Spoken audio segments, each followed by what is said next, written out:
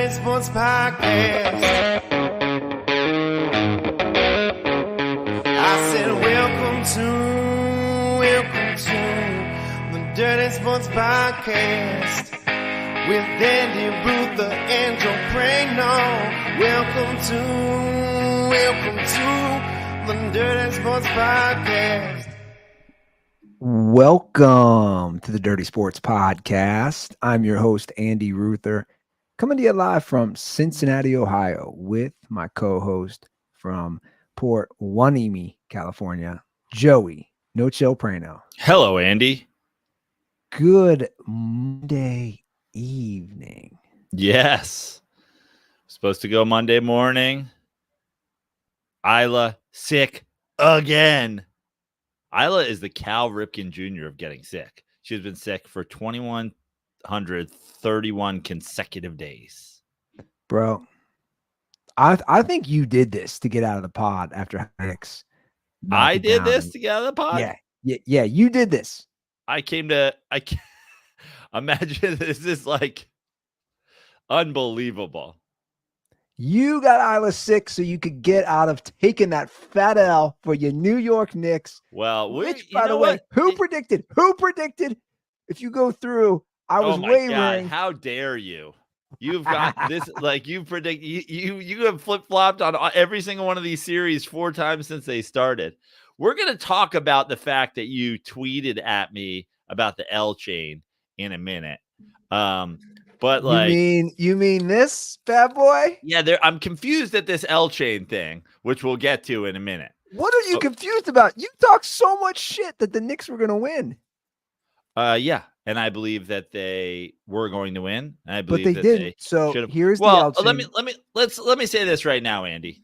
I think that the Boston Celtics are going to beat the Indiana Pacers in the Eastern Conference Finals. Do you believe that that's going to happen, or do you think the Indiana Pacers are going to make the finals? I believe the Celtics will win too.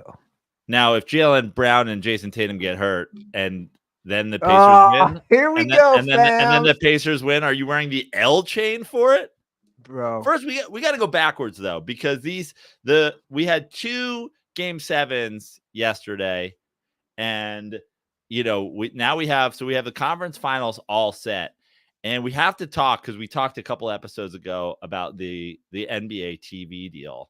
And we've got to talk about how this affects the NBA TV deal, because David Zaslav, who's the Time Warner guy, he's been in the stands.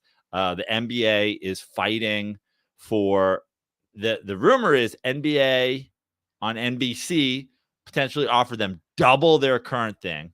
And I think that these might be leaks so as to try to boost the thing. You've got David there sitting front row. And he's talking to Adam Silver every night. And he's like, Adam Silver's like, I think you should go bigger. Like, I think you should go to the $3 billion range. I think in the end, it's going to be worth it. And he's like, how could it possibly be worth it? And Adam Silver's like, because we can rig the conference finals to be all big market teams. So the West Conference Finals is going to be Clippers versus Lakers. And the Eastern Conference Finals is going to be Knicks Celtics. Ratings are going to be massive. And I got to imagine Zaslav walking away with the league unable to keep Minnesota and Indiana out of the conference finals. All the rigging just to have Minnesota and Indiana in the conference finals. It's almost like they were never rigged to begin with. Okay. You're trying to I see what you're trying to do. The dirtballs are hip to this too. We're on a straight road to talk Knicks, Pacers, and your predictions. Yep. You're trying to veer off. You're taking, I don't know what road you're taking. Well, I'm taking we can all agree with Minnesota and Indiana in the conference finals that the NBA isn't rigging it for big market teams. And if you thought that, you should kill yourself. Well, I don't remember. Yeah, but I don't remember. Minnesota and Indiana? Oh, okay, but what does that have to do with but I'm saying, you were firm on the Knicks in 5. Correct. And I am firm on the Celtics in 5 unless they lose their top 2 defenders. And their second and third best players. Yeah, but here's my thing on the injuries. We all know injuries happen Sure. across the Have I sports. talked about Julius Randle this entire postseason? So then why are you doing it now then? The Knicks were up 2-0. The Knicks are a team. We can agree that the Indiana Pacers are a team that scored like 130 points a game in the regular season, and we're like they're an offense first team, and the Knicks team is like the second best defensive basketball team in the league, and the team's first and second best defensive players were out. One of them was out for the whole series. One of them was out for 5 games. Their third best defensive player was hurt for the last 2 games. Yeah, I'm not talking about Julius Randle. But Tibbs himself, no excuses. Right. I'm not saying, listen, there are no excuses. What did I say about game 5? Did I predict the Knicks would win Madison Square Garden game 5? Yes, it did. And then did I say, we'll see. Can they close them out in game 6? We'll see. Then I said anything can happen in game 7.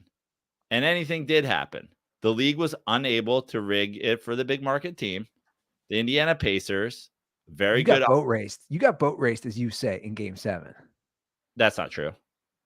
It was a 7-point game in the third quarter. Okay, so they come back in the third quarter, the 7-point game, and then Jalen Brunson gets hurt. Breaks his hand. Okay. But you still got boat raced. Anything can happen in but game 7. My point is this. When we look back at history at these things, right? Yeah. We don't it's like, let me bring in this. It's like the Chargers Andy, fans. The 67% shooting by the Indiana Pacers is a record for a playoff game. Yeah, it's historic. Yeah. So, but that's my point. We're going to look at that. It's almost like the 3 best defensive players on the Knicks being hurt had some effect on that. It's almost as if.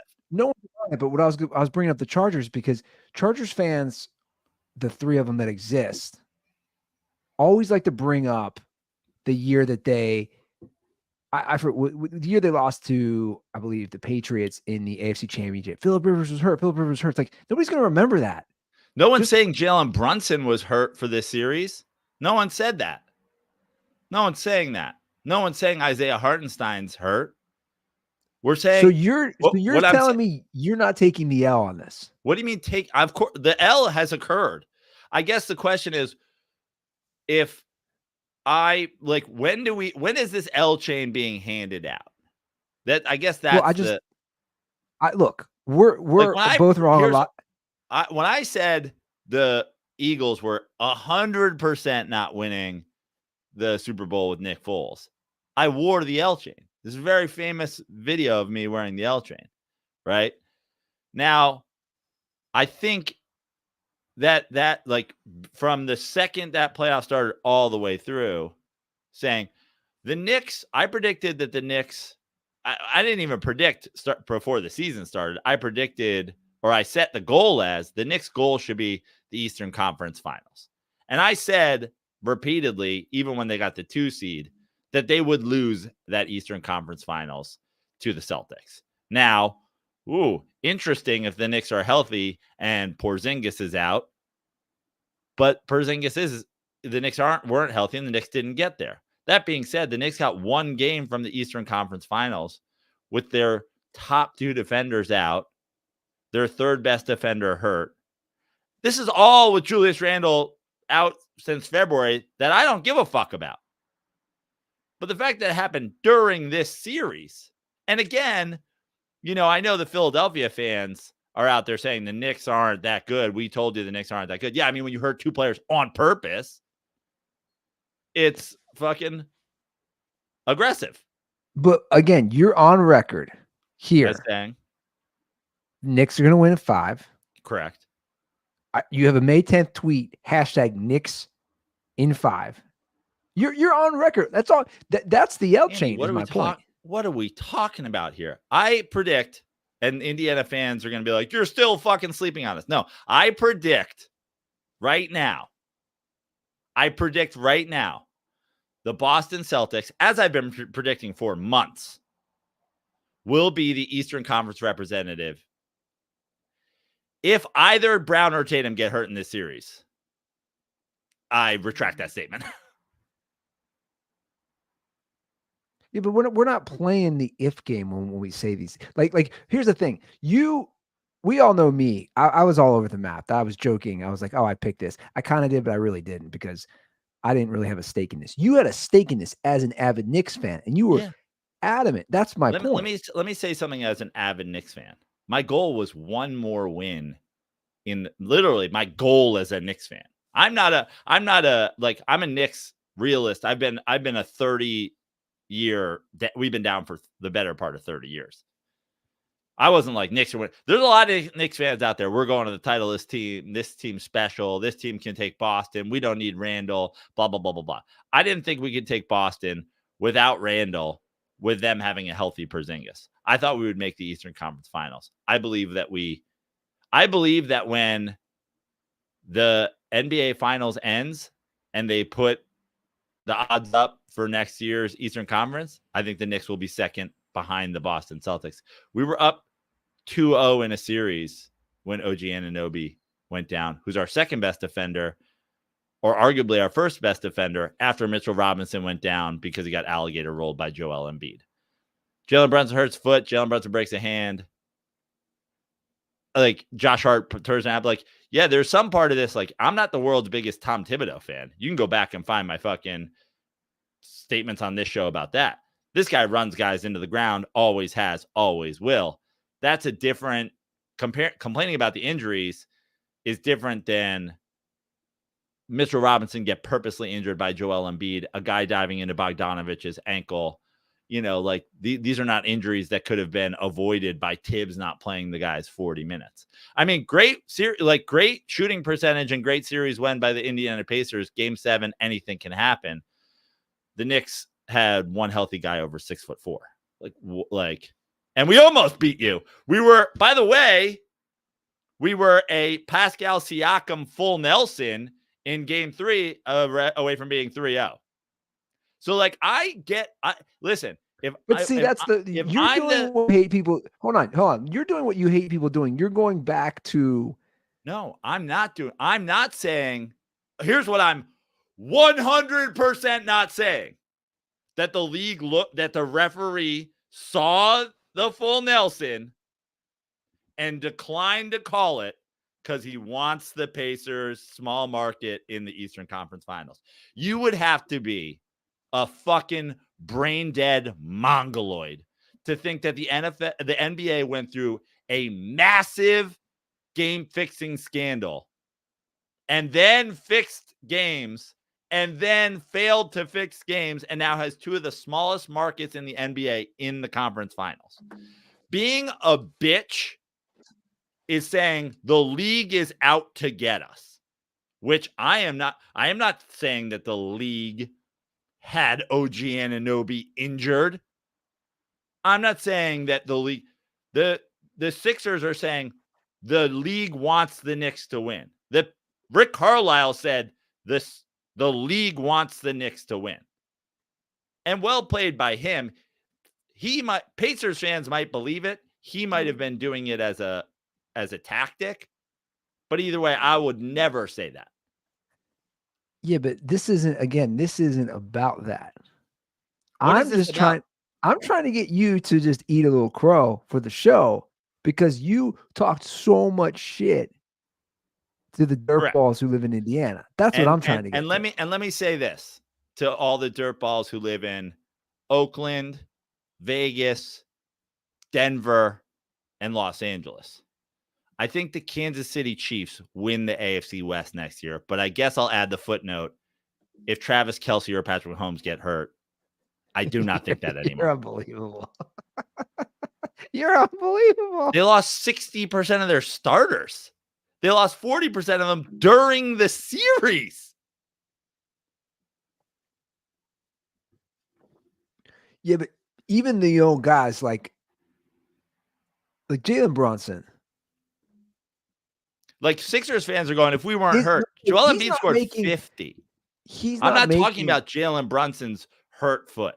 Jalen Brunson's not making excuses. My point. If you watch in the press conference, nor am I making excuses. I know, which I think makes him more likable. He's an admirable guy. He's not making excuses. He's like, we wanted to be farther. I'm proud of my team, which is great, but we're not where we wanted to be, basically, is what he's saying. Here's the thing. There are no excuses in the NBA. I think that it feels like the L train is for my pontificating on which team was better. I think everybody knows which team was better walking into the series. I think everybody knows which team was better after 2 games. I think everybody knows which team was better after 3 games. And but then we're playing the what if game. Right. So I'm not saying the Knicks didn't lose, nor am I saying I'm merely saying. But let me put it this way. A fair amount of people before the injuries, let's say and we talked about it at length, Charles Barkley, Shaquille O'Neal, they predicted the Pacers to win that series before the Knicks had the injuries. Right. So they were embarrassed and they were embarrassed by their hot takes 3 games into the series, really. A full Nelson and a fumbling 3 away from being down 3-0. They were like, oh fuck, we fucked this up. And then like OG Anunoby has a hamstring and they're like, oh, do we sneak out of this one? Are we gonna sneak by on a fucking the Knicks are extra injured play? Sure. Congrats to those guys. Congrats to Paul Pierce, who's stomping on a Knicks jersey today. Well, he's just a clown. Right. And Draymond Green is a clown. Draymond Green said yesterday about the Timberwolves 2 days ago, oh, if you're the defensive player of the year, how come you're not guarding the MVP? I don't know. How come Andre Iguodala guarded fucking LeBron James in the finals? You're clowning. You're clowning yourself. My point is congrats to the Indiana Pacers. Anything can happen in a game 7. You could shoot 67% in a game 7 when the other team's 3 best defensive players are not playing. Congratulations to you guys. Well done. People are going to talk more shit to you now, right? I don't know who is people. Well, mostly Pacers fans. Pacers fans can listen. Here's the thing about Pacers fans. Pacers fans, you're in the Eastern Conference Finals. Congratulations. Your team is built around Tyrese Halliburton, Nimhart, the fucking this guy, that guy. And guess what? In your heads, you're the second best team in the Eastern Conference if you lose in the next round. Cool. I guess enjoy talking shit to me would be highly unfocused on the fact you're in the Eastern Conference Finals. You're in the Eastern Conference Finals. I think if you were a Pacers fan, what you should be focused on is how to get the 3 best players on the Celtics out of there. You're already down Porzingis, so you got that going for you. Tatum or Brown is what you got to figure out next. But Joe, you were talking nonstop shit to Pacers fans. I'm still talking nonstop shit to Pacers fans. Do you think, Andy, let me ask you, I'm going to give you a statement and then I'm going to ask you what you think. The fact that the Pacers won this series, the goal for the Knicks the goal for any sports team ever is to win a championship, right? So for me, I said this year, the goal is to get to the Eastern Conference Finals. Now, I've been pretty outspoken about my lack of love for Julius Randle. I think a move has to be made one way. I don't think Julius Randle should even be your second best player. The Knicks, the goal was always to take this year, build on it, and be better next year. Let me just say this. As far as teams I have to worry about moving forward, am not worried about the Indiana Pacers. Now, you tell me. Why? But you tell me. Do you think that I'm being an asshole, hot take, dirty sports podcast host? Or do you think I'm saying honestly, this pace, for the next 10 years, Tyrese Halliburton is younger than Jalen Brunson. Do you think I'm saying, you think I'm lying? Or do you think I'm honest in saying, for the next 5 years, I'm not really super worried about the Indiana Pacers? Well, you're probably being honest, but my retort to that would be maybe you have your Knicks blinders on, because I would counter that as a young team. They've pieced together a nice little roster. You do have a coach who has won an NBA title as their head coach. But my point is, why are you not worried about them? And the follow-up question would be, does that have anything to do with that they just beat your team and you're just saying No. that? Listen, you know what would make me worry about the Indiana Pacers? If they went into this series with all the Knicks injuries and they beat the fuck out of us, and they're like, we don't give a fuck about your injuries, dog. We swept your ass. We beat you in 5. We beat you in fucking it. It was 7 games with guys who are like, I'm sorry, but how many all NBA teams guys are on there? Like, I can hate Julius Randle, and I don't hate him, but he's not my favorite guy. Sorry, Julius Randle is their best player. But let's look at Vegas. And my point was Yeah, bringing let's that look up. at Vegas. That's what I just said. I'm saying the odds making would disagree. It's not like the odds makers were still favoriting the Knicks Correct. in every home game. Correct. My point, and I know that doesn't necessarily tell, because of how betting works, who is the favorite as far as who's the better team, but it is a very good indication right there. My point is, if the Knicks, what I'm getting at is, if the Knicks were that, if the injuries were that big of a difference, they would have been dogs. No, yesterday. That's precisely what I'm saying to you, Andy. The Knicks, with all of their injuries, are essentially an even team with the Pacers. Without their injuries, Vegas, myself, and anybody with knowledge of basketball is not concerned with the Indiana Pacers. Now, I'm not saying, oh, if the Knicks are healthy next year, they're walking the NBA Finals. If the Knicks are healthy next year and don't make any changes to their roster, I still think Boston might be better. That's why I'm pushing for a roster change. But with everybody healthy, no one thinks they're better unless you're literally an Indiana Pacers fan. And that's fine. But again, I just said 2 of the guys on TNT before that series even started did think the Pacers were better and did think that the Pacers were going to win. Okay. So my point is, I think there are a lot of people out there. You also, but my point is also, you're looking, and this is the criticism with first of all, the guys on TNT predicted Denver, right? So Sure. like the guys on TNT predicted the Bucks over the Pacers. No, I'm not saying the guys on TNT are right. That's not the point of me. I'm bringing it up as you're saying everybody thought the Pacers didn't have a chance. That's why I'm bringing them up. Right, but we're acting as if OG Anunoby getting hurt in this series was the beginning of that thing. Bogdanovich and Mitchell Robinson got hurt in the Sixers series. Julius Randle got hurt in February.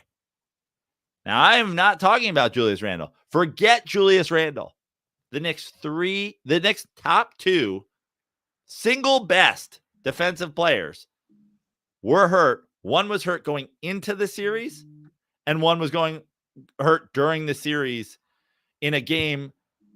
It was just the first game that they lost. Also, let's not forget the fact that I said the depth is my fear about this team, because Bogdanovich also got hurt last series.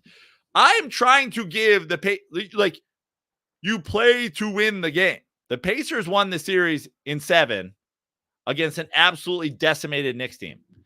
If the Pacers won the series in 4 against an absolutely decimated Knicks team, I'm like, you know what? I underestimated the Pacers.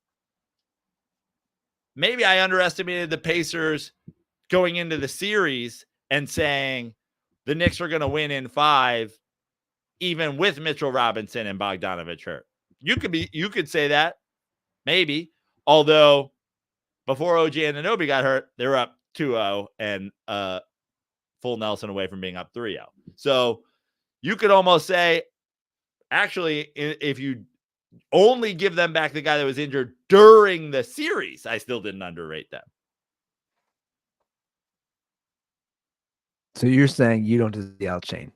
Is what I'm getting at? Oh, I think the L chain. I feel like the L chain, in terms of, this is what I want to talk about with the L chain. I feel like the L chain is deserved for like, plant your flag in the ground. This is gonna happen thing. Like this is like saying, like, you called Oklahoma City to win the series before it fucking started.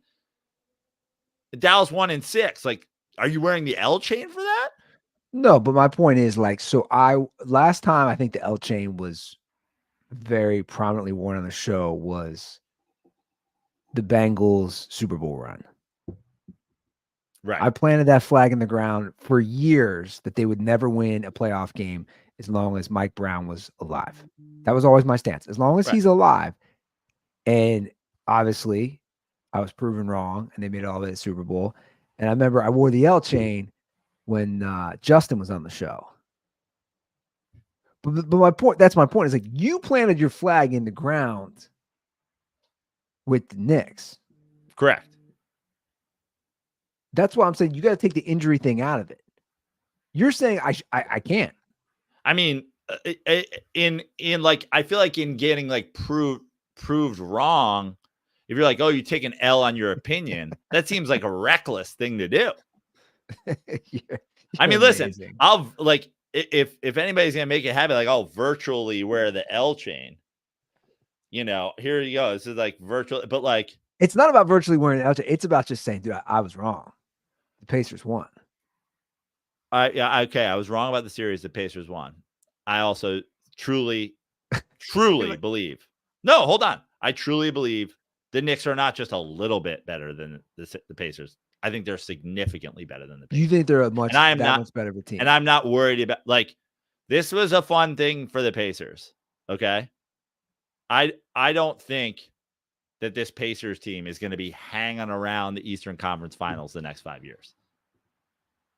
I mean, cool. You got, like, I think there are Bucks fans who are probably like, yeah, man, we lost them with like Giannis out. Like,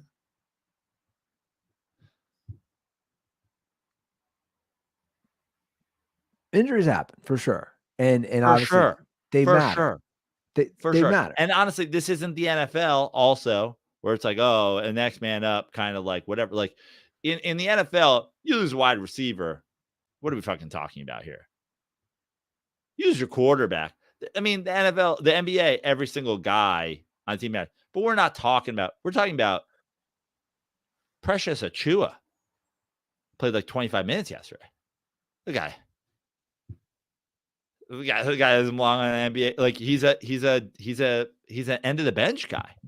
Deuce McBride didn't start a game until fucking the trade deadline. He started a game. He's starting multiple. I mean, we're starting guys 6'4" and under, and a single center. Pacers fans, be happy. It's not like you're not in the Eastern Conference Finals, but I just want to say, like, I don't think that they make it to the NBA Finals.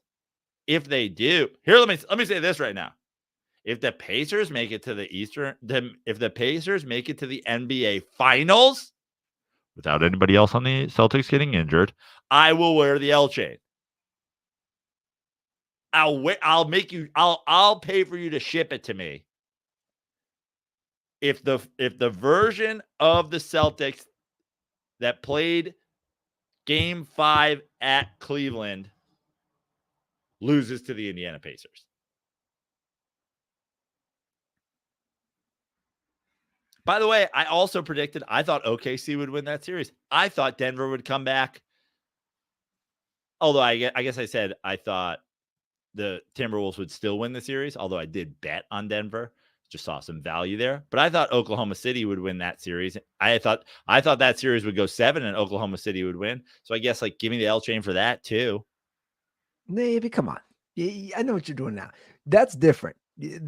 I'm saying, you, again, it's the matter of planting your flag just fervently in the ground. Yeah. On your team. Yeah. That's different than being like, I think Oklahoma City's gonna win. I think Denver's gonna come back. Listen, I'm a New York Giants fan. Okay. I'm going to fervently say right now, I don't think that the Giants win the NFC East. And the reason I don't think they win the NFC East is I think there's two teams that are on paper better than them. Now, let's say something happens with one of those teams. There's a fucking bus accident, whatever. Sure. But that doesn't hop us up into the thing because there's two better teams. Right? So I'll plant my flag in the ground and say I think there's little to no chance the Giants win the NFC East because there's two teams on paper better. Now, I would like the ability to revoke that if both Jalen Brunson and Dak Prescott kill each other in a duel.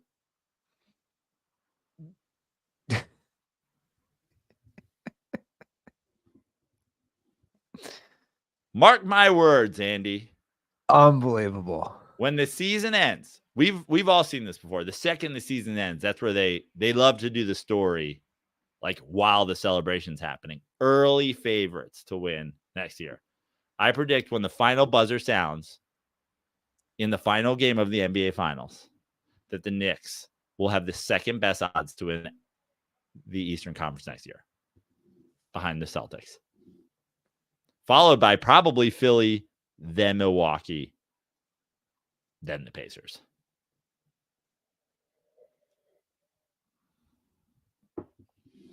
I can't wait for the blowback you're going to get. From who? You'll get blowback. From Pacers fans who are like, oh my God, we are the best team in the Eastern Conference. We keep running into teams with their players. We're so goddamn good. That's what was frustrating and embarrassing, and that's why he's getting called out for it significantly, is Tyrese Halliburton talking shit like you're like, bro. Everybody that's not a Pacers fan thinks you're a front-running dork. Well, look at the Heat recently. Who'd they lose last year and they made the finals? Now, that is a whole different fucking story. Last year, the Knicks were a 3 seed or a 4 seed or whatever. They lose to the fucking Heat last year with Randall. That was the Knicks getting beat by a team that, like, you can talk about seeds all you want. The Heat were better than the Knicks last year. Was I on here saying they weren't? Was I on here making excuses for that team? But my point is they had some significant injuries as well. Last year? Didn't Tyler Hero go out? Sure. Didn't they lose a couple guys besides? Sure, yeah. Oh, you're saying, and that's why they didn't win the NBA championship? No, I'm saying the Heat still continued to win with some very key guys out. You said Tyler Hero? Was he their second leading scorer last year? You just give me a bench guy and compare to the fact that 60% of the Knicks starting lineup was out of the fucking.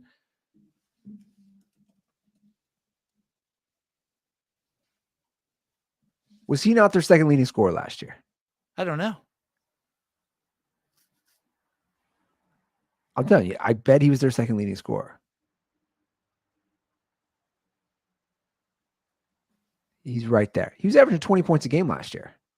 Bam was 20.4. I'm just saying. Andy. Do you know who our second leading scorer was this season? Probably Julius Randle. Yeah. I haven't talked about him since fucking February.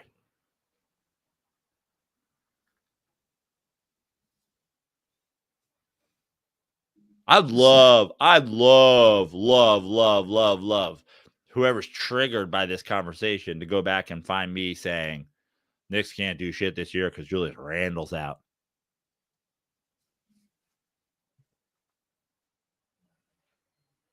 This is a team built on defense. Will you offer any apologies to Pacers fans that you went at personally on Twitter? Yeah, I'll offer an apology. I'm sorry you're such a fucking loser that you said that the series was rigged for the Knicks. Imagine winning a series that you claimed was rigged. Who said it was rigged? So many people. No, any dirtballs? Oh yeah, of course. I know you got receipts. I have it in the fucking chat yesterday that I went. How about this? yesterday in the Dirty Sports podcast. Hold on.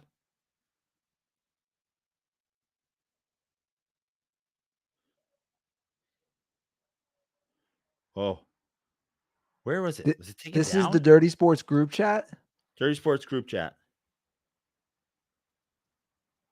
Wow. Somebody said, unless the team. Oh, man. I'll find it. I think it might have been deleted. I think somebody might have deleted it from the chat.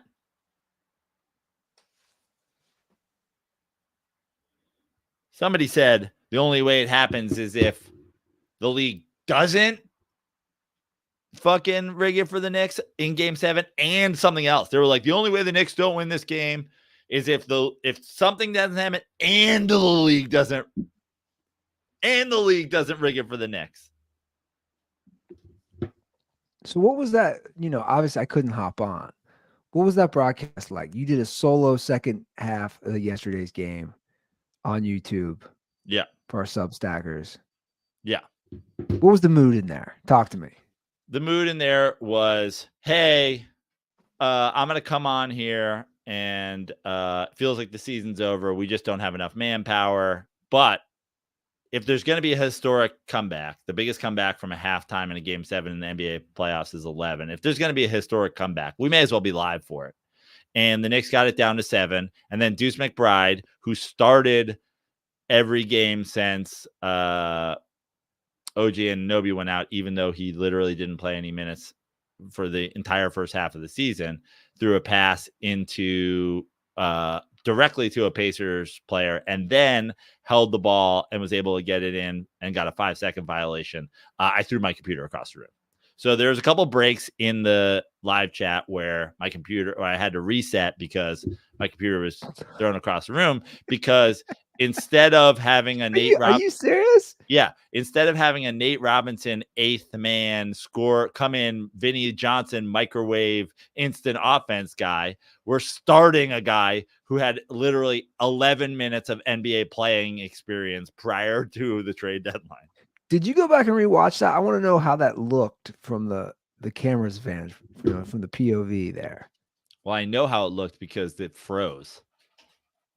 Oh, it just froze. Yeah. And then I had to restart it. And then it froze again, I think because my computer was not functioning properly. Do you smoke weed anymore? Not as much as I used to, for sure. But you still occasionally smoke. I actually still occasionally consume edibles.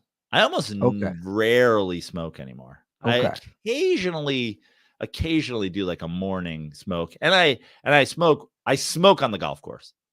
Okay. I would have recommended that before going live. Yeah. No, yeah, the nerves relax involved, the nerves a little, Yeah, but the nerves involved in the game 7 were already. You could go back and probably watch it, but I go into the second half being Cinderella run. But we're just out of gas. We're out of bodies. Were dirtballs talking shit? No, not really. Pussies. Not really. We're at it. I said we're at it because I think that's the truth. It's what I said going into the second half, I was we're out of gas, we're out of bodies, but it is second half of game 7 in the Madison Square Garden. Is there a nerves issue, right? Is it true that you're going to fly to Cincinnati, pay for that very expensive flight, and that we're going to drive to a Pacers Celtics Eastern Conference game? 100% no. I had Andy, I had price shopped. It's the worst airport to fly into. I'd price shop tickets for Knicks Pacers. What? Here's the thing. This is the difference between this is the difference between Knicks fans and every single fan base in regards to the Knicks. I don't give a fuck about the Pacers from here on out. I don't give a fuck. You think me as a Knicks fan, a New Yorker and Boston and whatever, you think I give a fuck if the Pacers? I don't think they're going to. That's my prediction. You think I give a fuck if the Pacers upset the Celtics? I don't give a fuck, dude. It means nothing to me. I'll tell you, here's where the Pacers rank for me. For right now, in order of teams I'd like to see win it, I'd like to see Minnesota way above. Like, I'd like to see Minnesota number 1. Second after that is probably Dallas. Probably. It's tough because Dallas fans have a cross. Obviously, a lot of Dallas fans are probably Cowboys fans. You don't want any of their shit in the world. And also Kyrie. But I like Luka, and I like Cuban, and I like a lot of the guys on the team around Luka that aren't Kyrie Irving. After that, like, you don't want the team that beat you to do it, but like, also I hate Boston, and Boston has all these championships. So I guess it would be the Pacers and then the Celtics. But like, when the Sixers lost to the Knicks, that's all the fucking dude. I'll bet you this. I'll bet you Pacers fans today, instead of talking about Boston on the internet, are talking about New York. Sixers fans are still talking about the Knicks. Everybody's still talking about the Knicks. This is the thing. That's normal. That's normal day after chatter. Yeah, it's normal. But my point is, the Knicks have not been to an NBA Finals in a quarter of a century. And everybody's like, fuck the Knicks!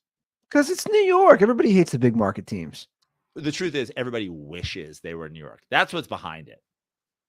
That's what's behind it. Like, I wishes they were living there? Wishes everything about it. I don't agree with that. I think it's who, like, is anybody out there going like, fuck the Clippers, fuck the Bulls? Nobody's going to fuck the Clippers because they've never won. The Knicks haven't won in they're 50 years. But the Clippers are Lakers' little brother. The Knicks are still the Knicks. The brash fans, Madison Square Garden. So people are going to hate that, right?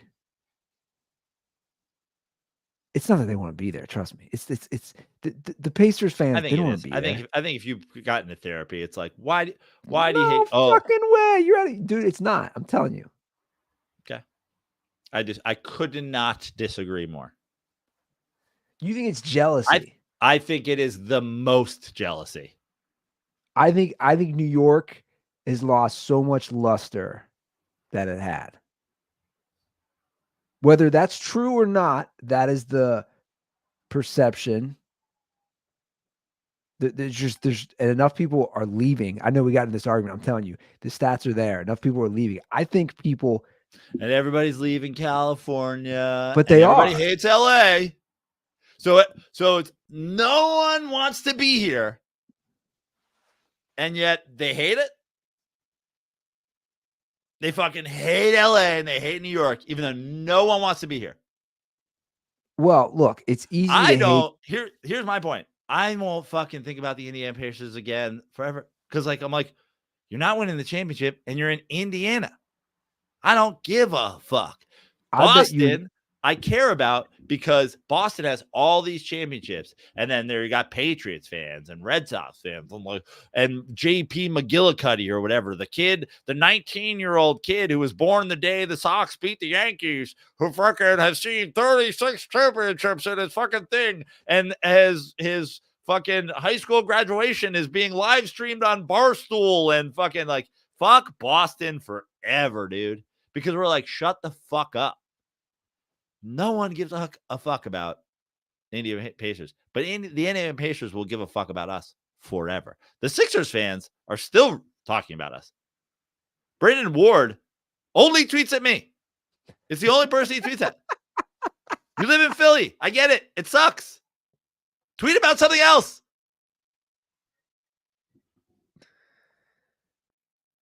Who's the guy who tweeted? And by the way, I kept seeing it. So I literally, and I don't normally ever do this unless it's like a porn bot. Who's the guy who tweeted at us with a guy with his butthole open I don't even in know if front I of saw that. in front of girls at a tailgate. Where? What? When was this? Recently? Yeah, like today. Oh Some no. dirtball tweeted. I'll pull it up on my phone. Some dirtball tweeted. Here it is.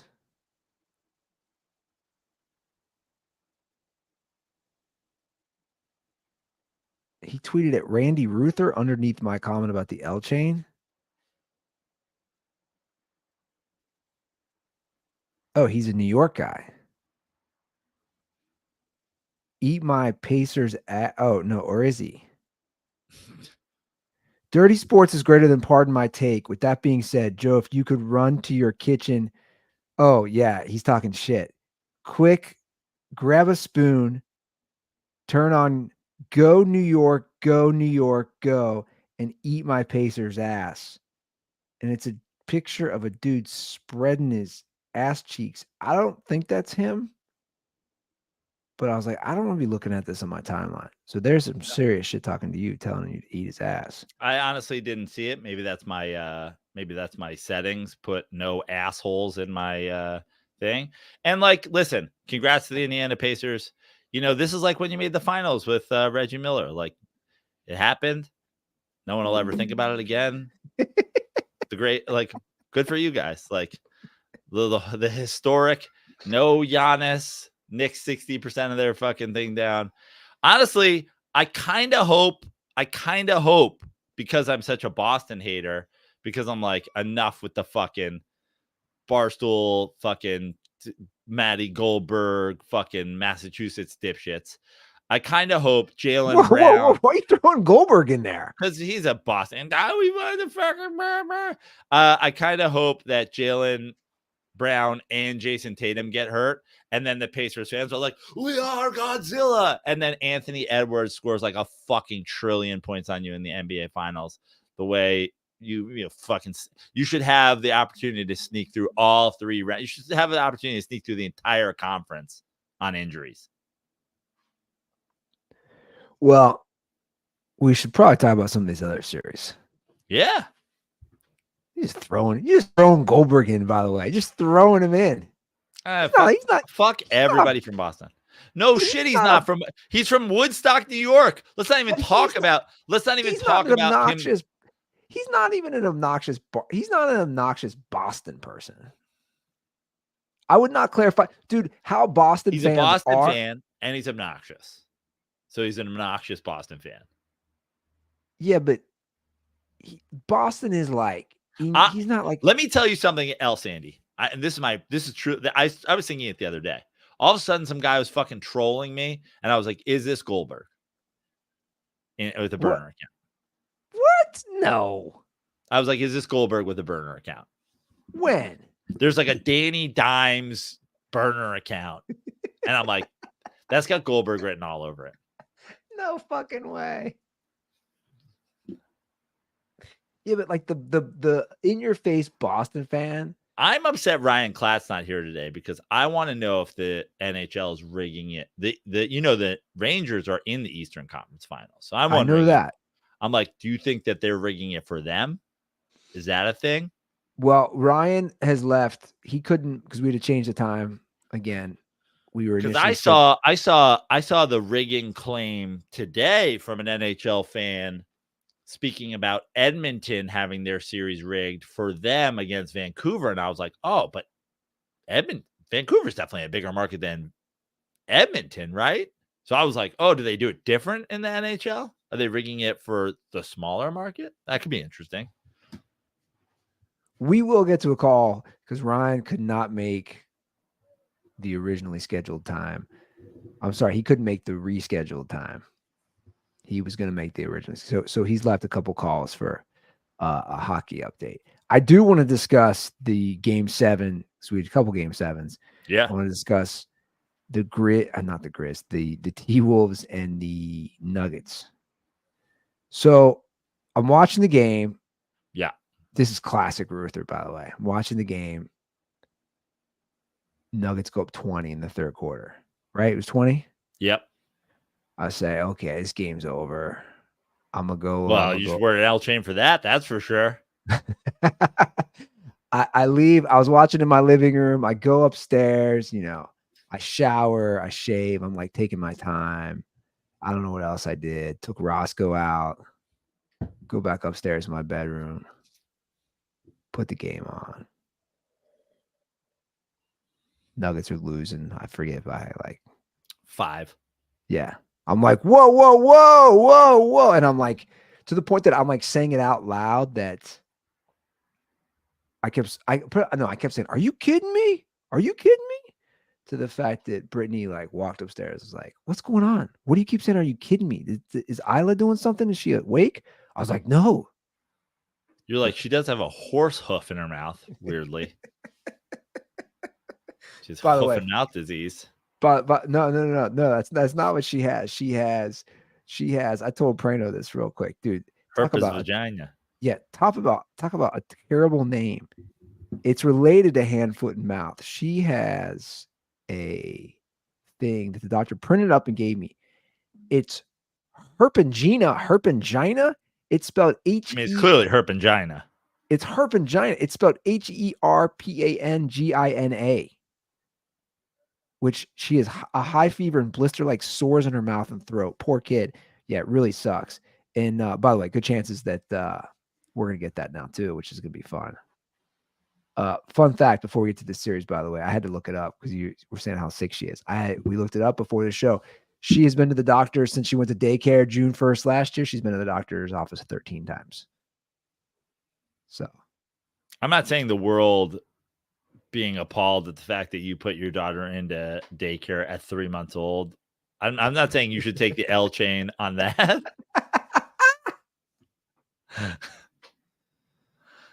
Well, sometimes you got to make life decisions, and sometimes they got to be difficult. I made a very bad decision last night by turning off that game and then catching it then in the fourth quarter.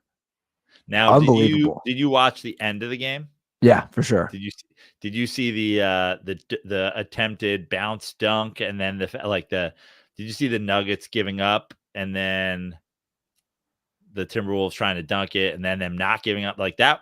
To me, that's like kind of everything. Like I'm surprised there wasn't a brawl. Yeah. I would have brawled. You know why I would have brawled if I was Denver? Because fuck you guys now.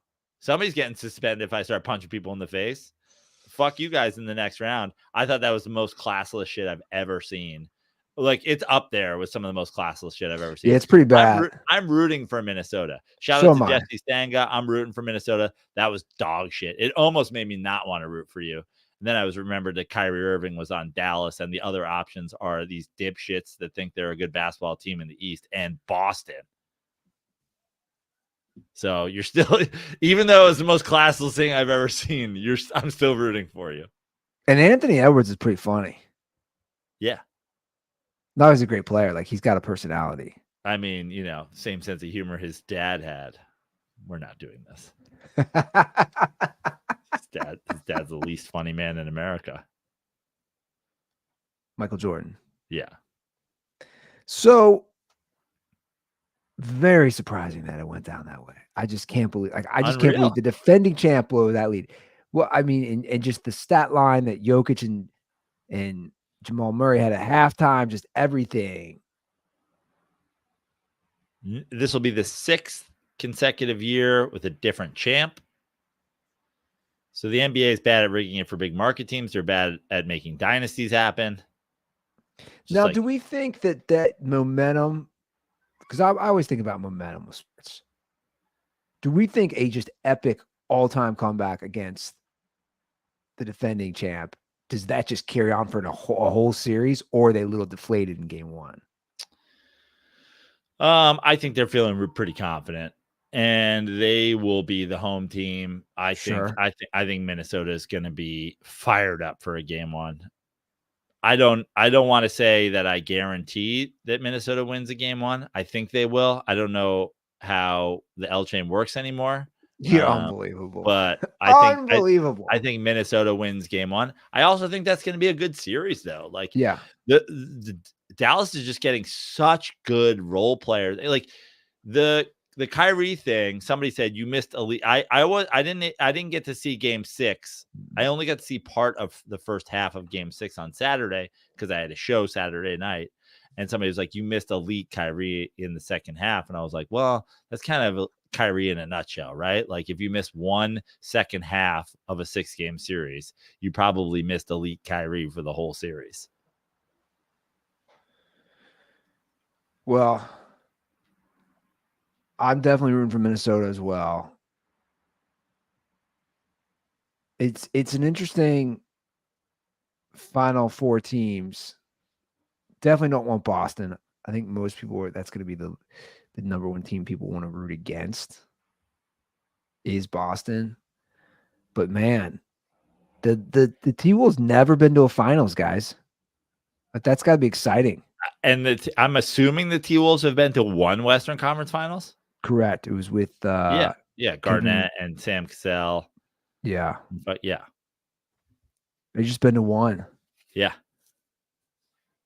And by the way, great time of year now too.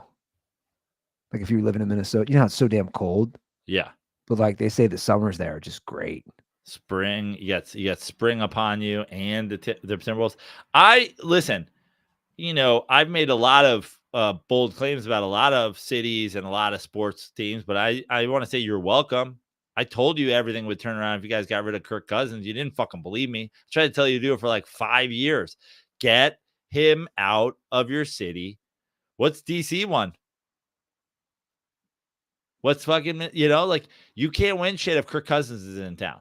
Get him the fuck out of town. He's a loser. Kick him out of town. Atlanta, everybody like, oh, the Hawks might make a move. Nah, you're done for a while. You ain't winning shit. Trade Trae Young. You can't win shit if Kirk Cousins even resides in your town. By the way, I saw a clip, speaking of Atlanta. I was watching a clip of Shannon Sharpe and Ocho Cinco debating Atlanta versus Cincinnati. It was pretty funny. And why? Because Ocho was saying the girls in Cincinnati could compare to the girls in Atlanta, and Shannon Sharpe was losing. He's like, Cincinnati, Cincinnati, and he was losing. He's like, what the fuck? He was basically saying, what the fuck is there to do in Cincinnati? And, I haven't spent a lot of time in Atlanta. I've been to Atlanta a number of times, but I haven't spent a lot of time there. But just like the fact that it is in Georgia and the fact that Cincinnati is in Ohio, like, yeah. Well, one's obviously a lot bigger. Yeah, but I mean, forget that. I'm Team Shannon here. Oh, I wasn't trying to argue that. I was laughing because Ocho kept bringing up a place called Annie's, which is in Cincinnati. Which, by the way, it's not even called Annie's anymore. It's had so many problems. It's actually the venue that I saw the Insane Clown Posse with my brother at. So Ocho kept bringing up the girls there, and when I lived with my brother, wait, hold on. Didn't you end up going to see the Insane Clown Posse in fucking L.A.? No, in Cincinnati. You went in Cincinnati? Yeah. Wasn't John gonna take you? Wasn't there a whole plan for like John to go to the Insane Clown Posse with you? There was, but it didn't happen. It never happened. Yeah. I went with my brother Elliot to Insane Clown Posse in Cincinnati. Wow. And I went to the venue. I don't know what it's called now, but it used to be called Annie's. And Bengals players used to frequent it. A lot of them got in trouble. And I'm laughing because I used to go with my brother Brad when I lived with him one summer. You're not exactly bringing home a classy girl at Annie's, but like you're gonna get something. Like, and this is Ocho Cinco's spot for like this is where you get hot chicks in Cincinnati. Yeah, Ocho was standing for Annie's. I was like, Annie's, bro. Like, Annie's the type of place where like multiple people, like shootings, like we'd go there and it was like it was an interesting crowd because you had like white trash meets a bunch of like dudes from the hood and like everybody's together, which you're like, this is gonna end well. And that's where I saw Insane Clown Posse. Anyway, I don't even know why I'm on this tangent, but yeah, Ocho was standing for Annie's and I could not stop laughing. I was like, Annie's? He doesn't even include it's not even called Annie's anymore. So basically what I'm getting at is, yeah, I agree with you. Kirk Cousins ruins Atlanta. So that'll be a lost point there for the city of Atlanta. So congrats. I mean, that's what I'm saying. Congrats to Minnesota. You've got you in the same, like in a span of like 2 months, 3 months, you move on from Kirk Cousins and you get to the Western Conference Finals. What, things are really turning around in fucking Minnesota. I haven't looked. I wonder what the title favorites, if they're second behind Boston at this point. Probably, right? I'd assume they are. You would assume they are, but eat my Pacers ass.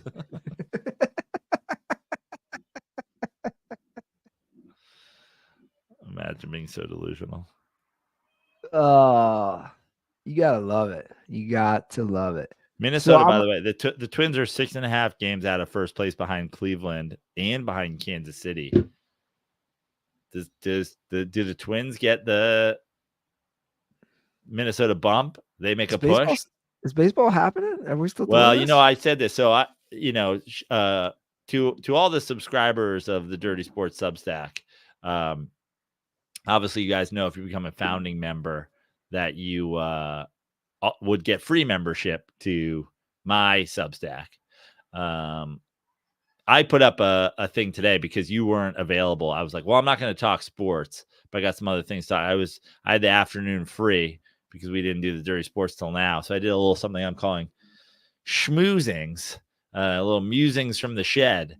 And I said, if there's one thing about the New York Mets that I can appreciate, and there's not a lot to appreciate about them right now, I like that they fucking gave up trying to win baseball games before the Knicks. I was so focused on the Knicks that, like, if the Mets had been like, if the last week of the Mets season had gone different, I'd be like, all right, here I go. I got to get my Mets shit out. I got to start caring about my baseball team. But Edwin Diaz is blowing saves and crying in the locker room, and they're fucking not. They're going to trade Pete Alonso because why would you keep the guy who's about to break the franchise home run record in like 3 seasons? So if there's one thing I appreciate the Mets, it's like they might have freed up my summer. I was saying in my little video pod that I was like, they might be giving me until Giants week 1 to like where I can kind of disassociate from sports. Not gonna happen. I mean, I appreciate that Steve Cohen is not the Wilpons. I appreciate that. But if you're a team, if you're going to punt on a season, if you're going to go, I don't know if you saw that he was tweeting about, he accidentally sent a tweet as a DM talking about basically selling off at the fucking deadline. And wait, he tweeted something he was supposed to DM. Yeah, bro, you're a multi-billionaire. What are you doing? Maybe just don't be on Twitter. Yeah, what are you doing? But that combined with the fact that, and I've talked about this at length on the Dirty Slides podcast. In fact, if you haven't listened to the Dirty Slides podcast, Andy Laz and I did some role play and renegotiated for Pete Alonso's contract last episode. But we're talking about a guy who in a matter of 4.5 seasons is about to track down your all-time home run leader. And you're fucking dangling that you're going to trade him. You don't really give me a lot of reason to fucking watch. We talked about this a couple episodes ago. Fair weather fan is one thing, but like, what are we doing here? This is a guy who can so easily transition into being a DH if you don't think he can be a first baseman.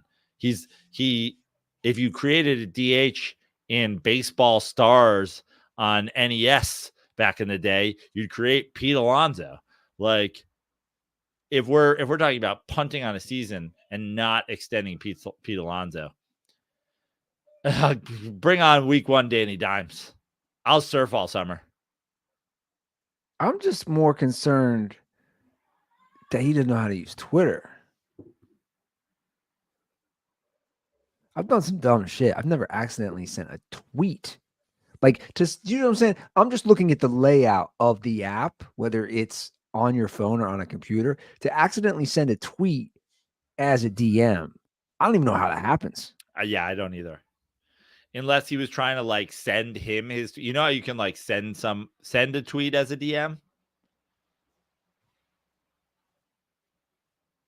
Bro. What are we but doing? Let's be honest, he's a 60-year-old Jewish man. What are we talking about here? No, I get that. But he's also a guy who is known for being on Twitter. Yeah. He's very relevant and consistent on Twitter is my point. And And what I'm saying is, listen, if I had to choose right now between having Steve Cohen be the owner of the Mets for the rest of my life on Earth or the Wilpons, I would put a screwdriver through my fucking trachea before I went back to the Wilpons. That being said, and I've been critical of it, but a lot of Mets fans are like, "Oh, can we fucking look the idea that it's LOL Mets?" Yo, our owner is publicly trying to DM people saying that we're going to sell, not extending it. Like, cool. See you in September, sports. At least my fandom. Obviously, I'll still watch the NBA playoffs and I'll still watch baseball. I just have to be invested. Dude, it's amazing. I was reading. I get to be Andy Ruther basically until football season.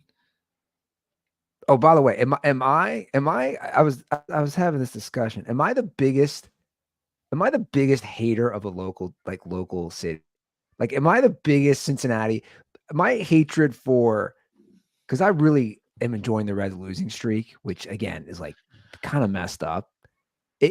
Because I'm just like still angry about where are you gonna go? Does anybody hate the local teams more than I do because of the ownership? Probably hard to say that they do. And here's a follow-up. Thank God you don't have a basketball team or a hockey team. What is your closest NBA team? It's the Pacers. Yeah, you got to be all in on this Pacers team, bro. Be all in on this Pacers team. You got Aaron Nesmith and Andrew Nembhard, and those uniforms are so bad. I think Pacers are like one of the worst uniforms in the league. Yeah, I struggle with the uniforms. Come on, every other game, Tyrese Halliburton is good. You should get on board all you can. At this point,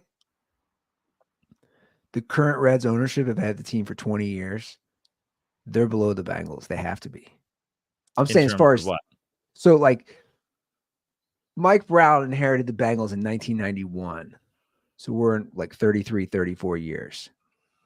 The current Reds ownership is 20 years. 0 playoff series wins, 4 playoff series appearances.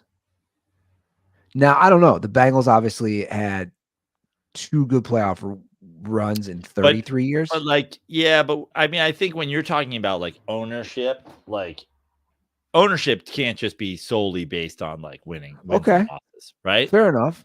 Like, who do you think is actually like making a more of an attempt to win, and like who's putting more of their efforts toward their team? Like, I understand. Well, to the fans, it's still the Reds. Like, as far as the affordability, you go to the park, all the things that they've done to the park to literally make it like family and like family friendly. Yeah. So it'd still be the Reds.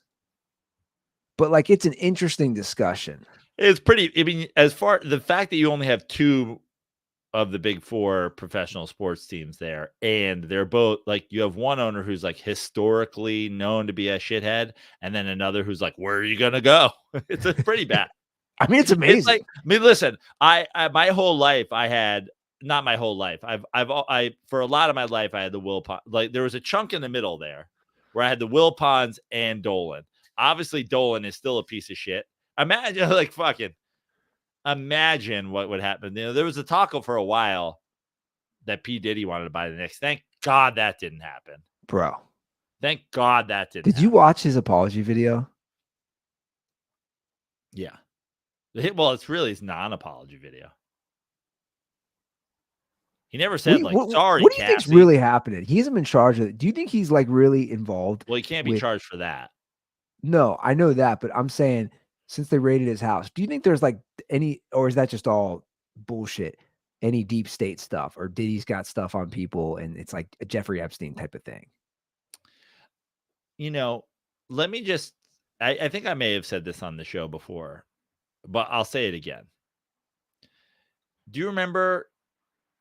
You remember when Jay-Z would do like the diamond thing and do the whole like everybody's like Jay-Z and Beyonce are in the Illuminati. Illuminati, yeah. Let me tell you something about the Illuminati. Black people aren't there. You That's don't not think? how no. And if there's a black guy in the Illuminati, if there's a single black man that gets invited, he's probably, the head of a diamond mine in South Africa or some shit like that. Like, rappers are not getting invited to the fucking Yeah, but these guys are like billionaires now, man. Billionaires. Dude, there's so many levels of billionaires. There are.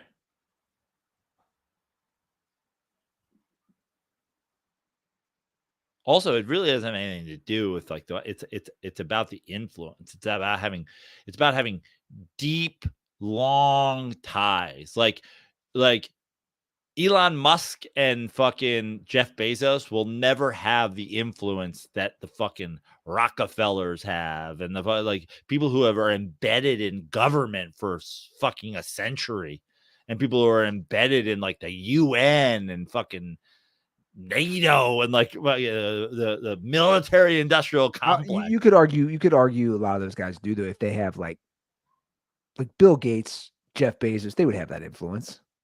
No, they wouldn't. Because why? Because they have money. Yeah, that's why. But if you look at what they do with some of their money, you know how they're always like George Soros. They're all like, oh, fucking Jeff Bezos is running the world. I would disagree there. Okay, I'll give you a great book. I'll give you a great couple books. Just saying, like, look what Jeff Bezos.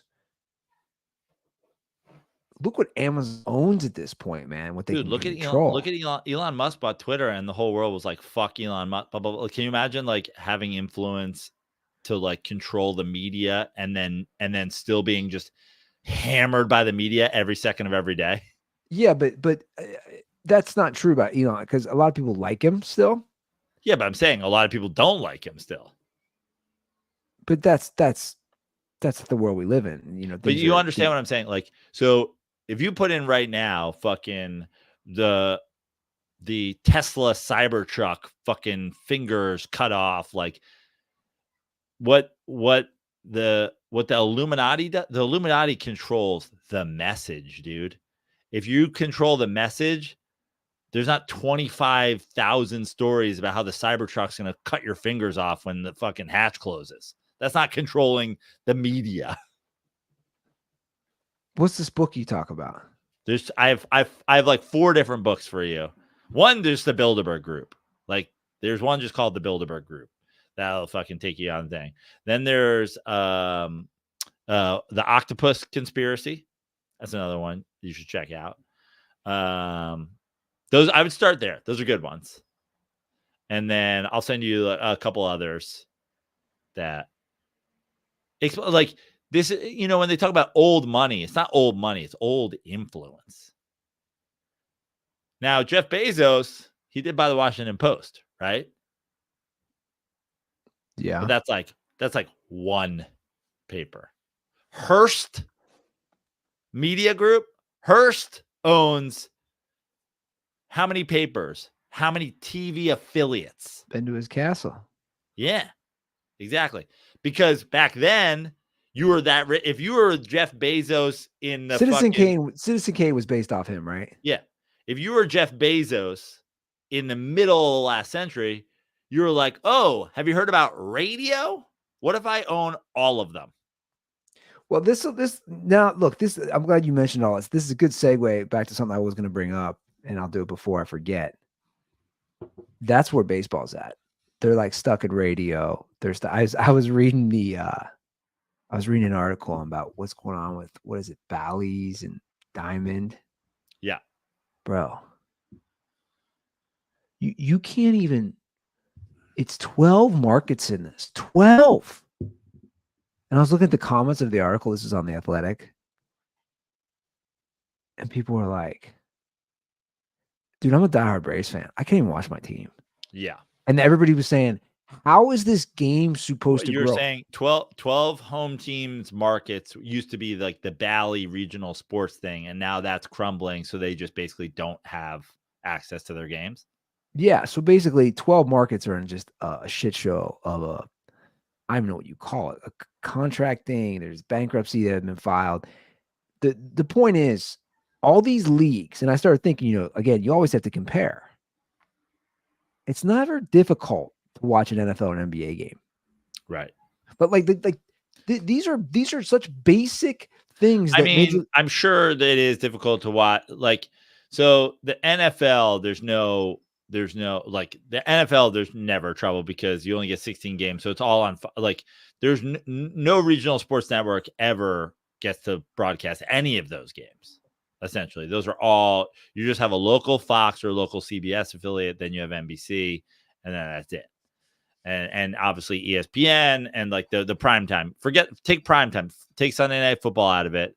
Take fucking Monday Night Football out of it. Take Thursday Night Football out of it.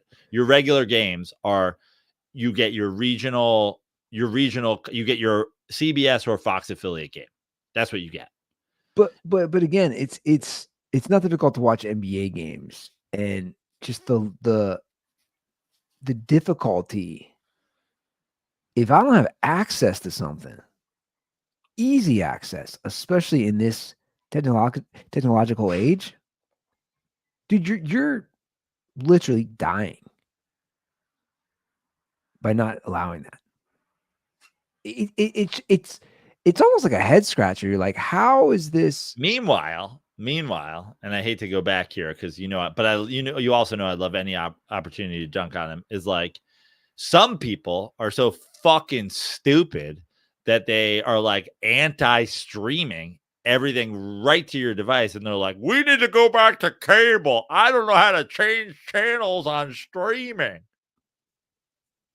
That's Clay Travis, by the way. He hates streaming because he's a boomer fucking idiot. I was like, who are you talking about? I was like, he literally hates streaming television. He hates streaming television. He's like, we need to go back to cable. Imagine that being your take. I need everything on the Bally's Regional Sports Network because I know how to find that on my guide. Bro, get AIDS for that take. Holy shit. But YouTube TV is cable, basically. Yeah, but no better, shit. But better. No but fucking better. Shit. Oh, dude, nothing's better than streaming television. Almost, I can't think of anything better than streaming. No, I have one problem with streaming television. I don't have a last button. That's it. Yeah, that is the problem. It's literally the only thing. And guess what? I'm now one button away. So if I watch some shit on my YouTube TV, or if I watch some shit on my DirecTV streaming, and I go out, it'll be like also playing, and it'll be the thing, like the last thing I can look at is like right there. So now I'm like a 2-button thing away. But like a last button, or even like a last app, like if I was watching Netflix and I could just hit last and go to like YouTube TV, that would be great. And I understand why that's really hard. But God, like, dude, I never need a last button again. If you keep me the fuck out of the cable television business, where they were like, oh, we didn't do a deal with cable vision this year. So if you want to watch the Dodgers, you just got to move out of Los Angeles. Well, it's obviously dying. Just like radio. Yeah. That's one of my favorite things too, is local radio. You're just like, what? How is this a thing? We couldn't get Ryan live, but we do have a call. We got to do a hockey update. We're in the conference finals, right? I was like, why don't we just push Ryan to a different fucking day? Well, he called. Ryan's great when he's live, but all right, we'll take his calls. I haven't even listened to this. Although Ryan is a polarizing figure on the Dirty Sports Podcast Network. Some people love him, some people hate him. It's unbelievable. Nobody is indifferent on Ryan. I did listen as I'm going through the episode of He Who Shall Not Be Named. Alexis was teasing the He Who Shall Not Be Named. Well, I'm setting it up. You know why? Here's the thing. Here's what I like to do. I like to do things. I am like a timeline dork. That was okay. Let me just hear it out. That was dropped Memorial Day weekend 7 years ago. This weekend is Memorial Day weekend. Do you see? Okay. So I'm like a dork. Like, hey, 7 years later. Now I'm just worried we're dropping an episode that Matty Goldberg appears in, and I talked about Matty Goldberg. Like Maddie's gonna start a Substack account just to troll me. We're randomly gonna get a call next week from a guy like pretending to do a lisp. No, he be to your face, bro. Matty would say it to your face. Matty say to me, Matt, the history of Matty on the show is literally to come on when I'm not here and talk shit. It's like his literal MO. I don't think it is, though. I don't think it is. I honestly, I wonder how many one time maybe. I wonder how many times I missed Matty talking shit because I didn't listen to the episode I wasn't on. You guys both talk shit. You have. But Alexis was on that as well. Amazing. So, I mean, it's a full What's thing. Alexis up to these days? Do we know? I looked her up after hearing her. She does, is it the Wild? Yeah, that's the Minnesota hockey team. I think she does maybe something for radio or TV for them, and I think she's a play-by-play for the women's team. I think there's the women's hockey team? I think she is. Okay. You knew she was going to be successful. She's doing well. Yeah. I mean, that's how it works here. You know, we all know you start here and then you go to the pros. Nick D'Alessandro, Alexis, like Aaron Maharis is like the lawyer for the Olympics. Oh, I forgot about Aaron. Yeah. Trevor works for ESPN. You beat me to it.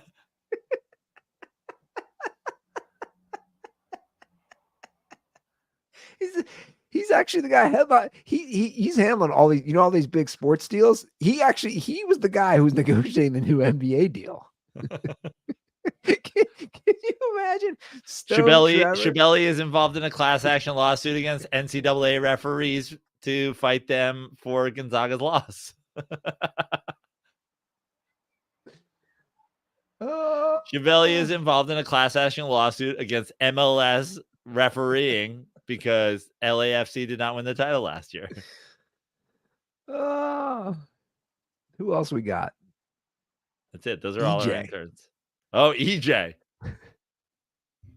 You got nothing there. I got nothing on EJ. I'm like, well, the only thing I wonder about EJ, I'm like, I wonder if EJ's divorced. Remember that kid? He got married at like 14. No, I actually was on his dude. I fell down a rabbit hole. I was on his I liked one of his Instagram posts recently. Like he's got a kid and everything. He's got a kid. I think he's from Texas. I think he's back in Texas. Yeah. Houston. Yeah. Anybody else we're forgetting? No, that's everybody for sure. All right, let's do this call from Ryan. Hey guys, it's Ryan Klatt calling in from the Paris of the Prairies, Saskatoon, Saskatchewan. We're going old school this week with a hotline update. So I'll do one call for the East and then probably leave a second call for the West. So here we go. We'll start out with the New York Rangers. Moving on to the Eastern Conference Finals. They took out the Hurricanes in 6, just like I predicted. So Klatt curse officially dead. They did nearly blow a 3-0 series lead, though. Carolina won Game 4 and Game 5, and they were up 3-1 going into the third period of Game 6. But Chris Kreider scored a natural hat trick for the Rangers in the third to rally them for the win. And Joe, I don't think there's a bigger sports star in New York right now than Chris Kreider. Not up for discussion, really. So don't even retort. Not up for discussion. They'll go up against the Florida Panthers, last year's Eastern Conference champion, in what will be the John Van Beesbrook Eastern Conference Let's Finals. go! That's what all the pundits are calling it. I love it. Panthers took out the Bruins in 6 games. Tough team over there in Florida. I think this is going to be a great series. I'm going to go Rangers in 7. I think that rally they had in Game 6 is going to give them some good momentum for this series. And, of course, I love Igor Shesterkin. I've got a little Conn Smythe future on him. So, yeah. Okay, I'll call back for the West. All right, Western Conference. We'll start with the series Andy just rolled into already. it. I don't even The get Dallas a Stars chance to moving on to retort. the conference finals, taking out the Avalanche in 6 games. Last time I was on, I really pumped Dallas's tires and said how much I love their team, and I picked Colorado anyway, so I don't really know what was going on there. Going with a gut feeling maybe, but the Stars feeling like a team of destiny this year. They've got a ton of veterans on their team that are looking for their first Stanley Cup, and they've also got a lot of young homegrown talent as well. So love their squad. They'll play the winner of tonight's Game 7, Oilers-Canucks in Vancouver. This has been a great series, and they've all been one-goal games other than Game 6. But, I've got to go with the Oilers and McDavid. I think him and Leon going to put on a show tonight. So it should be a good one there. But, however, I think no matter who wins that game tonight, I think Dallas is going to take them out. I just think they're too deep. And, so I'll go Dallas beating the winner of this series in 6 games. Okay, that's all for me. Sorry it didn't work out this week. Hopefully it does next time. Get well soon, Isla. Appreciate you, Ryan. We absolutely need a Ryan before the Stanley Cup final. That's for sure. Yeah, for sure. I think he said what did he say his name is? Chris Kreider? Yeah, biggest star in New York right now. It's a ludicrous. Yeah, he's biggest star in New York, man. I wish he was. I would have known his name before Ryan said it. I thought their fucking best player was Zenidjad or something. Zenidjad, whatever. Anyway, I know they're like, I would argue Shesterkin, Mohammed Jihad, who is the Rangers goalie, is actually, I would even argue he's a bigger star on the Rangers than the guy he just named. Also, I want to say Ryan did pick the Avalanche, ski dog, and the Avalanche over Dallas. He said he didn't know why, and I'll tell you why. I remember it very clearly because you said they're a wagon. I don't know what that ever means. He drops it all the time when he calls us teams being a wagon. And I was like, he's like, Dallas is really good, but Colorado's a wagon. And then, so he was wrong about that. Now, he did say that he thought the Oilers put on a show tonight. Is currently end of the first 0-0 Oilers Canucks. So the show has not started. Yeah. And the John Van Beesbrook series, I love that. Florida, New York. John Van Beesbrook used to back up Mike Richter in New York and then went from New York. He was sick of it. It was always like it was a two-headed monster in New York. Mike Richter was the guy, but Van Beesbrook would come in and always be like pretty fucking good. And then when the I believe it was when the the expansion draft happened, the Florida Panthers drafted John Van Beesbrook, and that's how he ended up in Florida. So former Rangers, former Panthers goalie John Van Beesbrook. By the way, I was completely wrong. I thought this was the conference finals. It's the second round. No, the East is into the conference finals. Okay. Dallas is into the conference finals. The only game that remains for the second round is tonight's Oilers-Vancouver game. Gotcha. The two Canadian teams. Correct. Clearly, I've learned literally nothing. Is there anything I've learned ever in the 10 years we've done this about hockey? You learned, and I learned this earlier today, that Minnesota's team is the Wild. So you learned that. That's something. Well, I knew that. I said Wild, but I said it like question mark. But I'm saying you certainly didn't know that before. Like, or you're saying from Ryan? What did you learn from Ryan? I'm saying from the last 10 years of any hockey information. You learned Minnesota's team is the Wild. Well, I knew that. Okay. You say you think you knew more than 10 years ago. I probably did. Okay. Probably know team names. Although that'd be fun if you quizzed me on every single. Okay. You learned the term wagon. We don't know what that means yet. Well, I think it means like a good team, but once the Klatt curse might be over, unless I think the Klatt curse is if he calls you a wagon, you can't win. Yeah. It's the Darius Rucker, Ryan Klatt curse. Your wagon wheels fall off when when Ryan calls you a wagon. Give us a ring, though. I'd love to hear some people's opinions on this. 310-359-8365. I have to make fun of Eddie Ift for a minute on the show. Love it. Because I saw Eddie on Saturday for lunch. I love putting it behind a paywall. I'm going to tell Eddie he's got to pay $7 a month if he wants to hear us shit on him. So we had lunch. Yeah.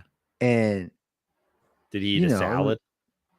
No, we went to a place like Cincinnati. Obviously, everybody's known for their chili spots, but a lot of chili spots, they're called something chili, but they do tons of food. You know what I'm saying? Like they went to this place called Blue Ash Chili. Blue Ash Chili. But we didn't get, none of us got chili because they got a full, like a lot of places will have a great menu of like breakfast and sandwich it. You know, like basically a deli. It's a deli. Yeah. Let's just call it what it is. It's called Blue Ash Chili. Like none of us got Blue Ash. Yeah, because the part of town is called Blue Ash. Okay. He was staying. So, we eat and, we both load up. We're going out to my car and he says, "Hey man, you mind going for a walk?" This is like total, like suburb area. Like there's nothing out there. I go, "What?" He goes, "It's really good to walk after you eat." And I always do. He's such a fucking douche. So he forced me. I mean, he forced me, but I was like, okay. And then at one point I go, "Dude, how far are we walking?" Eddie wanted to walk like a mile and a half, 2 hours after we ate to let his food settle. Wait. How, a mile and a half? It was probably an hour and a half, 2 hours. It was probably like a mile and a half, 2 miles. Oh, okay. To let his food digest? And he, he's like acts like he's a health, like he's such an expert. He's like, "Oh no, it's good. Charles, I'm telling you, it's good for you." Like, blah blah blah. And he's talking about that. And I'm like, what the fuck are we doing? Just take you back to your hotel room. Dude, I just talked about this yesterday because I was on the road. We went with a former guest of the show, Crystal Marie. I went up to SLO with her this weekend. We were working together, and dude, I've never seen somebody she had a day of eating like I've never seen. Like she had an omelet at breakfast and I had French toast and she was like, "That French toast looks good. I'm getting it for dessert." I was like, "Breakfast dessert?" And then she ate that. And then we went and she has an electric car. So we charged her car and she got McDonald's like an hour and a half later. She had like 10 McNuggets. And I was like, what the fuck's happening right now? And then I did not have McDonald's. So I went like a couple hours without eating. And then I got a sandwich and she was like, "Can I have half that fucking sub?" And I was like, "Okay." I said, and then on the way to the fucking show, ringworm? She stopped at a Starbucks, got a coffee, and then got a fucking half a dozen cookies. And I was like, what is happening right now? I was like, "Do you literally have a tapeworm?" But I said to her, I go, you are to me what I am to Eddie. Like when I go on the road with Eddie will get up in the morning and be like, "I bet you want fucking 5 donuts right now." I was like, "I mean, I could eat a donut." They're like, "Fine, we'll go get donuts." Then he'll eat a donut. He uses me as an excuse to eat like shit. He's like, "I bet you want In-N-Out at 2 a.m. I was like, "I mean, I'm not going to say no." He's like, "All right, fine, we'll get In-N-Out." I'm like, "You motherfucker." He pretends like he only eats celery. He told me that, he didn't eat anything healthy. He told me that we were talking about age, and he's like, your age is actually like what you look. If you look 40, you're 40. It doesn't matter if you're 50 or you're 30. It's like your age is what you look. And then he told me, I don't even know what he was talking about. He's like, "Yeah, I took some tests or something. I'm actually like 41. I'm like, "What?" He's like, "No, according to like this blood test or something." Well, is it how you look or is it how your blood is? Because Eddie looks like he's my nephew going out for he looks like my nephew dressing up for a formal event. Eddie's got like a flat brimmed hat and like sweatpants on, and Eddie literally dresses like my nephew going to his classmate's birthday party. He's like, "Oh, I've got a short sleeve button up, but I've got it buttoned all the way to the top button, and I've got khakis and Vans and a flat brim hat." But I think his blood says he's 41, so he's not. Well, his hairline says otherwise, no matter how much he puts it down like this. Shots fired. It's behind a paywall, Eddie. Come pay for it. Yeah, that's also why he wears the hat. Yeah. Just let it go, man. Let it go. Like I'm losing my hairline. Like it is what it is, bro. It's aging. He dresses like my nephew at communion, who then is like, I'm sick of wearing this nice outfit. Give me my hat. Give me my Hurley hat. He texted me when he was in town the night before. He said, "You want to do a spot?" Yeah, he asked me if I thought you would. I was like, he's 100% saying no. I was like, I had to twist his arm to open for me in New Orleans. I don't know. Like, if I go up to the club, I don't know. Without, like, you know how it is when you get like a guest spot. If I'm doing 5 minutes, it's got to be material. I can't just go up there and be like, "Look at this dipshit in the front row," like I could do if I was hunting. Yeah, you could. You think? Well, what are they going to do? Ban you from the club? You're like, okay, I guess I go back to not performing comedy.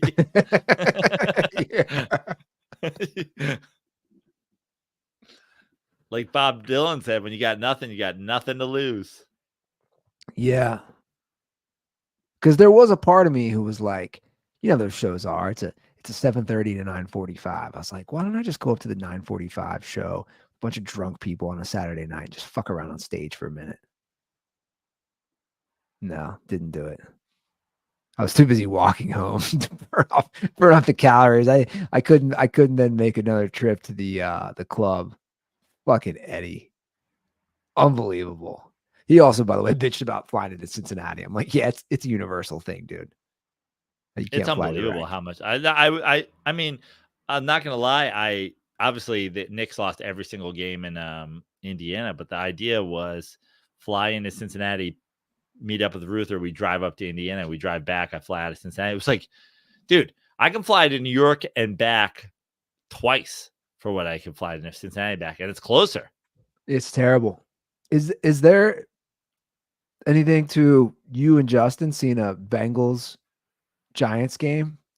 Was that Monday night or Sunday night football game? Yeah, I remember hold on, let me look it up. Because I think it's in Cincy, right? No, it's in New York. Oh, it's in New York? It's at MetLife. Oh. I should probably. God, I can really make Justin's life, huh? Get him on the sideline for a fucking Giants Bengals game.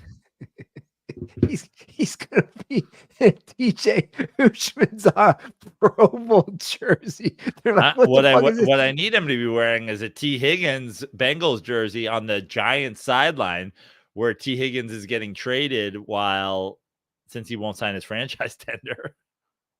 Has he not signed it? He's refused to sign his franchise tender. But he's going to, right? I think there's a certain date where he has to sign. Dude, why would you? Dude, there's no way he passes up 22 million or 21 million, whatever it is. Well, I mean, of course there is, because you can shred your knee in the NFL. This could be you think this is the last $22 million he ever wants to make in his life?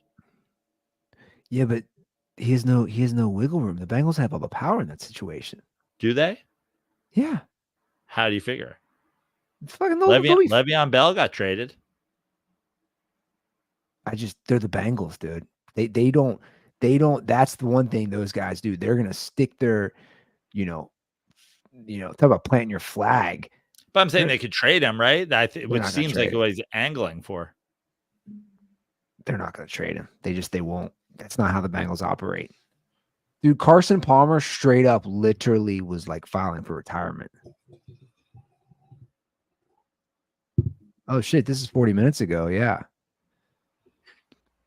Bengals T. Higgins not expected to sign franchise tag for OTAs. And I think if he doesn't sign his franchise tag by a certain point, then he can't participate in OTAs. And then there's like another moment where then he would have to sign it to participate in preseason. And then there's another moment that he would have to sign it to participate in the regular season. He's not passing on 21.8 million.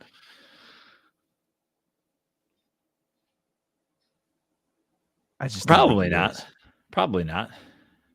I didn't realize that game was in New York. I might have to look at the timing of that. I mean, I did talk about. When did I talk? Did I talk about that on a lot? Oh, I did. I talked when you bailed on the live, and we had the Minnesota Denver live cast. I talked about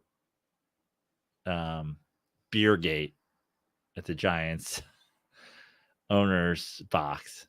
So I don't know if I can I probably get just on the sideline, but still not in the owner's box. We still have to watch him from seats, but I could probably get him on the sideline. Although he'd have to watch it from the Giants sideline. And he would have to he would have to wear his TJ Hushmanzada jersey under like a jacket and then reveal it once we get to the seats. Well, how are they going to hide his tiger tail that he puts on for the Bengals games? How are they going to hide him cutting tiger stripes into his hair? I'm picturing him like. How's he going to hide the whiskers that he face paints on him? The claws, the tiger claws he puts. They're like, "Are you a Bengals fan?" He's like, "What would make you think that?" Like, you've painted whiskers on your face. I'm picturing the tail like fucking Star Wars or Spaceballs with Barf. You know his little tail. He's got a little tiger sticking out. I've got him with a parka on, zipped up over his TJ Hushmanzada jersey. Like, you have your face painted like a little kid going to a birthday party. You have full on tiger stripes on your face. By the way, any Bengals fans, bring on all the bets. Bring on all the postseason bets, you cocksuckers. I'm already doing it. Bring on all the fucking postseason bets, you cocksuckers. What does that even mean? Means they're not making the AFC Championship. Wow. Bring on all the bets, Bengals fans. Why are you doing this right now? Just because you're hearing Bengals fans talk excited about the year? Dude, I'm in too many group chats. I already said it to my buddy. He's like, "What's the over under regular season wins?" I go, "I don't give a fuck about regular season wins." I go, "You want let's bet the AFC Championship." I was like, "It's not easy. There's only 4 teams can make the championship game, man." Now if you would bet on it, you would have to pay, just as I paid my Indiana bet. But you think you would feel like you were wrong if Deshaun Watson, Lamar Jackson, and Russell Wilson get hurt this year? No. Injuries happen, man. I would not feel wrong. You wouldn't feel like you wouldn't feel like you're wrong. No, just like last year. We made an early season bet when the Bengals started 0-2. The Bengals win 10 games. I said, let's bet it. Now, obviously, Burrow went down. Here's my early take on that. I paid my bet, by the way. I just want you to know that. Yeah, and I would pay. Like, I'm not a Welch. I'm not. He shall not be named. My early season prediction is that the Bengals are going to win a lot of regular season games. I just think it's so hard to make it back. And here's my thing. The team that I'm like riding high on right now is the Chargers. Same. Because of Harbaugh. Yeah. And because I think Justin Herbert's elite. You know I'm getting worked up, Joe. You know I'm getting worked up. You know what it is? My point is, if Mahomes and Herbert and Trevor Lawrence get hurt, and Joe Burrow ends up facing and Josh Allen gets hurt, and he ends up facing Lamar Jackson in the AFC Championship game, and then getting boat raced, you're not going to feel like you were wrong to not pick them to go deep in the playoffs. No, because injuries can happen. Yeah. Of course, but that would be crazy if they all got injured. That would be wild. What are the chances? What are the chances 60% of the best quarterbacks in the AFC getting injured? Boy, how insane. Yeah, how insane is that division going to be? That would be crazy. How insane is that division going to be? The AFC North? I mean, it's been the best division for record-wise for I don't know how many years. Yeah. And you added my boy, Russ. By the way, I don't even care who you feel. I don't even care about your opinion on who finishes first. Who finishes last? Who's dead last in the division next year? Either Steelers or Browns. I mean, it's not going on a limb there. But here's what's interesting. Here's the stat that Bengals fans. I've never seen a Bengals fan talk about this. Joe Burrow, his career against the AFC North. Everybody's like, "Oh, the Browns are his kryptonite." No, dude, the whole fucking division is. Joe Burrow against the AFC North, I looked it up the other day, is 7-11. So, like, I again, and I'm a Burrow guy. I'm just saying he struggles in his division. He plays great against the Chiefs, great against the Bills, great against like these other quote unquote powerhouse AFC teams. Struggles in his division. If you think that's crazy, 7-11. Reggie Miller's 26-41 in his career against the New York Knicks, and Tyrese Halliburton's wearing a fucking Reggie Miller hoodie. On that note, let's wrap this bad boy up. Is that a dog I'm hearing? No, it's a sprinkler. It's a sprinkler, and I think like a cricket or a tree or something like that. Yeah, it's something. Like there's something. It's either a bird or like a. Well, it's 10:20. It's still light out here in Cincinnati. Is it? Call back. It's not, but I'll tell you what. It basically already it's light out till like 8:30. Oh no, like 9:15, 9:20. It's crazy, dude. That's crazy. You really should be Central Time. Ain't nobody needs you on our East Coast time. You know how I know? You know how I know? Fucking your closest NBA team is Indiana, and all they want to do is be East Coast. They're just desperate to be. I think they're Eastern Standard too. No, they got to be Central. They're northwest of you, aren't they? Yeah, they're northwest of you. They're Central. They are, dude. They're Eastern. Yeah. They're Eastern. How's it make you feel?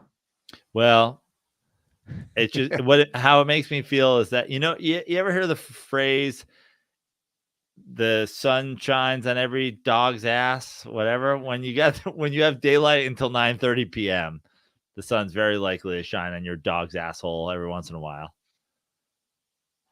Oh, where can Pacers fans see you live? I will be at the Irvine Improv this Thursday, opening for Adam Carolla and Brad Williams. I will be in Santa Barbara coming up. You can see that on joeprano.com. I have a bunch of shows coming up, all at joeprano.com. For my people, for all of you out there who wish you could be New Yorkers, come to like close to New York City. Come as close as you can get to New York City without actually being in New York City, because I assume you can't afford it. Come to Yonkers. Unbelievable. Last weekend of July, Yonkers Comedy Club. Don't worry if you can't afford the Cellar or the Stand or anything like that. Just come to Yonkers Comedy Club. It's like the city, but not. Last weekend of July, all my shows, joeprano.com. All of my social media at Joe Prano, except for Twitter, where I was at Fix Your Life. I tried to get off Twitter fully, and then the Knicks run happened, and I was like, whatever. One last hurrah. Might have to like just like full on zero out the Twitter. Not happening.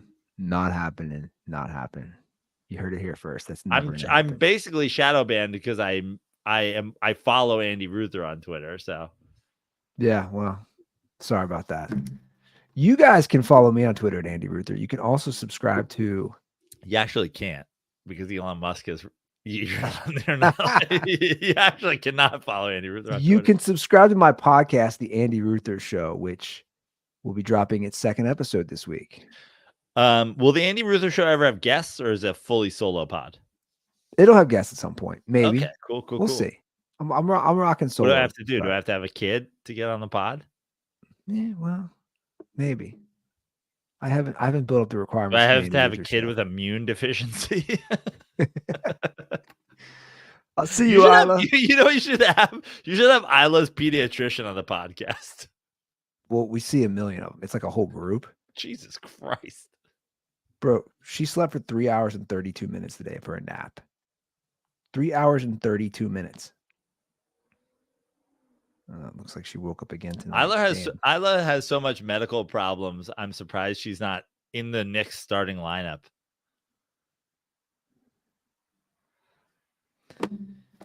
Excuses. There he goes, guys. All right. By the way, I just want to point out, excuses. We're doing this show because somebody in Andy Ruther's household had a health and injury. That's why we're doing the show late.